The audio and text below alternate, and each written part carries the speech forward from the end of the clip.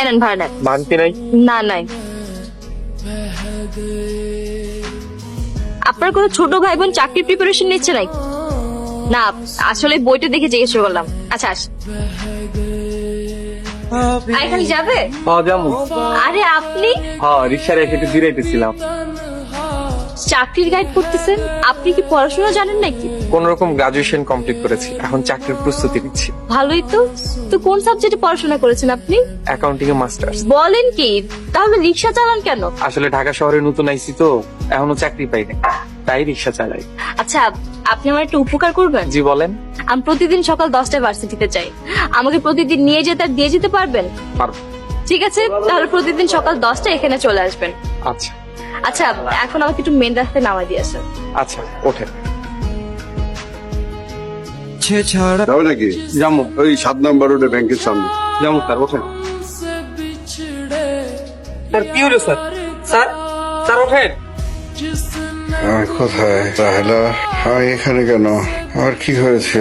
তুমি রাস্তায় অজ্ঞান হয়ে পড়েছিলে, তাই রিক্সাওয়ালা তোমাকে হাসপাতালে নিয়ে চিকিৎসা করিয়ে বাসায় ফেরত দিয়ে গেছে। সর্বনাশ হয়ে গেছে আমার। আমার সাথে যে টাকার ব্যাগটা ছিল ওইটা কোথায়? ওর মধ্যে তো অনেকগুলো টাকা ছিল। আরে না, তোমার সেই টাকাওয়ালা ব্যাগ রিক্সাওয়ালা ফেরত দিয়ে গেছে। কি বলছো? এতগুলো টাকা পাওয়ার পরও টাকাগুলো ফেরত দিয়ে গেছে? হ্যাঁ। এই শহরে এমন ভালো মানুষও আছে।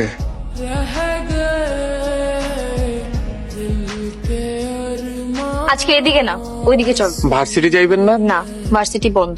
তাইলে আমারে আসতে কইছেন কেন? আজকে সারাদিন ঘুরবো। কিন্তু কোন দিক যাইবেন? যেদিকে দুই চোখ যায় ওই দিকে। আপনি রিক্সা চালান।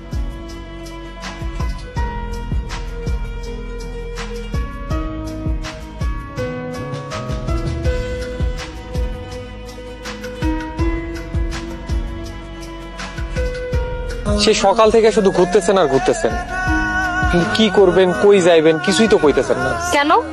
আমার সাথে থাকতে কি আপনার বিরক্ত লাগছে? রিক্সা চালায় আমার ইনকাম হয়, রিক্সা না চালায় আমি ইনকাম করবো কেমনে? সারাদিন আপনার ইনকাম কত শুনি? কত আর 400-500। এই নেন আপনার 500 টাকা। আমি যতক্ষণ থাকবো আমার সাথে থাকবে। রিক্সা না চালিয়ে টাকা নেই কিভাবে? কি এই ঝামেলায় পড়লাম তো? টাকা দিলেও ঝামেলা, না দিলেও ঝামেলা। আচ্ছা থাক, টাকা লাগবে না, আপনি বরং রিক্সা ভাড়াই দিয়েন, তবু রাগ করেন না। জানেন, আজকে আমার ভার্সিটির রেজাল্ট দিয়েছে। 3rd সেমিস্টারে আমি ফার্স্ট হয়েছি। এটা তো খুবই খুশির সংবাদ। কিন্তু আমার ভাই আর ভাবি চায় না আমি আর লেখাপড়া করি। তারা চায় আদবুর এক লোকের সাথে আমাকে বিয়ে দিয়ে তাদের বাসা থেকে বিদায় করো। তাইলে তো মন খারাপ হওয়ারই কথা। আপনি মনে হয় অন্য কাউরে ভালোবাসেন। আরে না না, আমার এমন কেউ নেই। আপনি এক কাজ করেন, যার লগে আপনার বিয়া তার আপনি কন বিয়ের পরে আপনি পড়াশোনা করতে চান। বলেছিলাম, কাজ হয়নি। তাহলে আপনার ভাই ভাবিরে বললেন। সেইটা তো আরো করছে। তাহলে কি করবেন? আচ্ছা বলেন তো, এক কাজ করলে কেমন হয়? আমি বরং বাসা থেকে পালিয়ে যাই। পালিয়ে যাইবেন? তা তো জানি না। আচ্ছা, আপনার বাসায় গেলে আমাকে থাকতে দিবেন না? কি যে বলেন, আমার ভাঙাচোরা মেসে আপনি 1 ঘন্টাও থাকতে পারবেন। থাকতে দিবেন কি সেটা বলেন। থাকতে দিতে তো সমস্যা নাই, কিন্তু কি পরিচয় দিব? সবাইকে বলবেন আমি আপনার হবু বউ হই। কিরে আইসস? হ্যাঁ ভাই।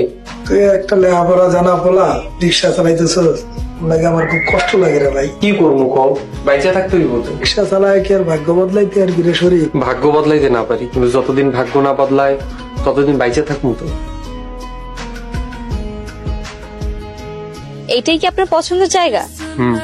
এই জায়গাটা একদম আমার গ্রামের মতন সুন্দর। যখন গ্রামের কথা খুব মনে পড়ে তখন আমি এই জায়গায় আসি। আপনার মনে হয় গ্রাম খুব পছন্দ, তাই না?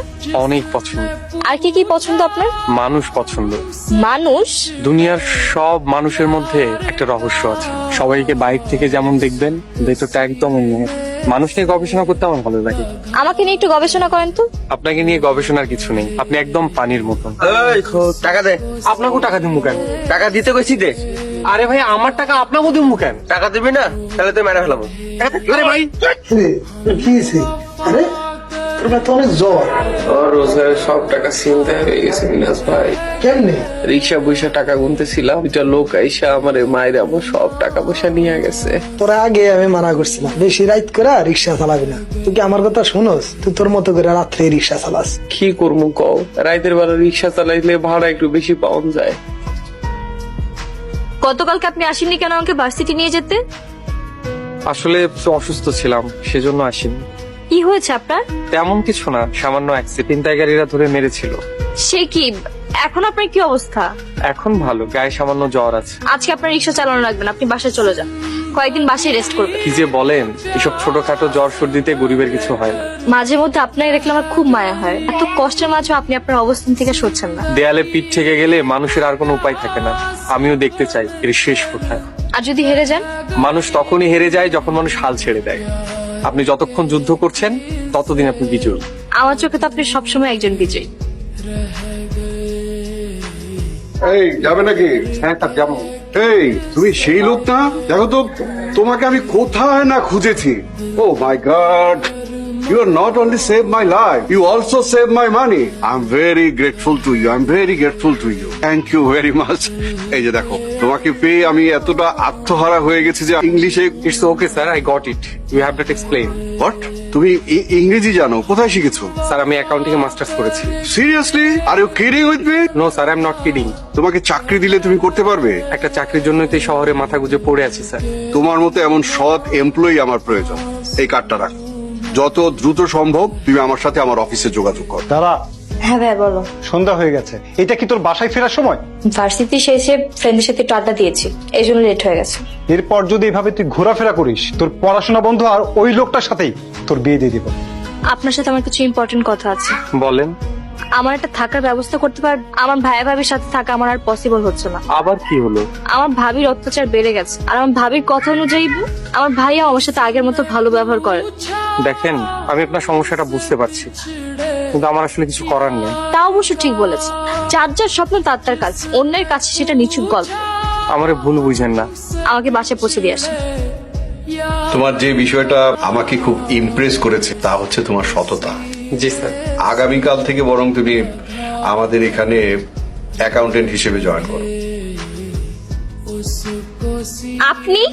আমি ভাবলাম আপনাকে ভার্সিটিতে পৌঁছিয়ে দিই, সাথে সাথে সুসংবাদটাও দিয়ে আসি। আমি তো আপনাকে চিনতেই পারিনি। আপনার রিক্সা কই?